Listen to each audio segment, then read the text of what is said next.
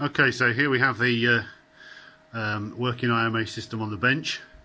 I was doing quite a bit of work yesterday on the power IGBT and the VCM module, which are here, and I discovered that the power IGBT was sending a fault code to the VCM.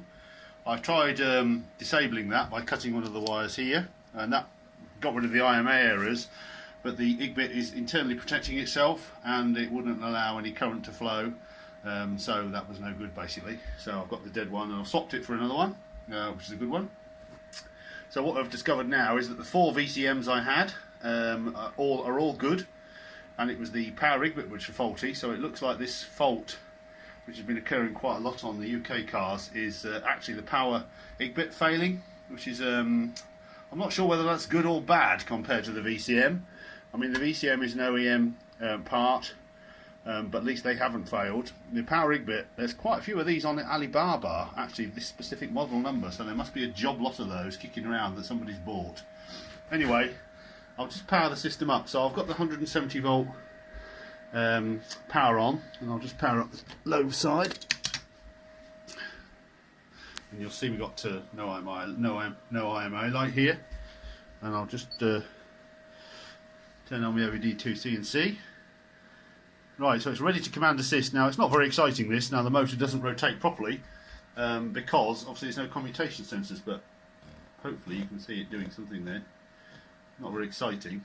But there's no IMA errors, and it's obviously trying to move it, so I need to sort that bit out. But basically it proves that the system's up and running and working, no IMA faults, and the IGBT and everything is working correctly, and the only reason the motor's not turning is because we haven't got any commutation, so it doesn't know what it's doing.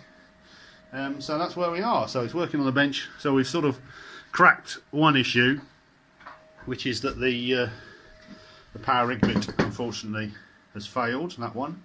I've got another one from a faulty unit outside to test. I expect that will probably be the same result, but I should just be able to test that quite easily, maybe just by powering it up on the bench actually and testing the fault output to see if it's high or low. And these are potted, unfortunately. I did try have a quick look at, I mean, this one I can sacrifice, so I'll probably cut it up and have a look and see if I can get into it, but I seem to remember it was well potted. Just for comparison, this is an HCH1 power IGBT. This one has actually got the intelligent power module part built into the top rather than the separate VCM.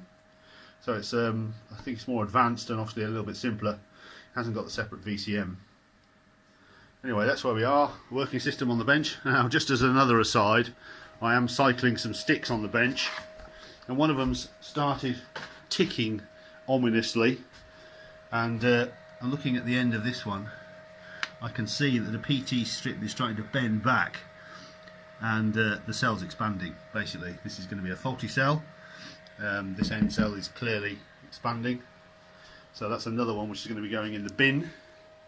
Another one of the Chinese sticks. Anyway, that's neither here nor there. So there we are. That's the IMA system on the bench working, and we seem to be narrowing down one problem.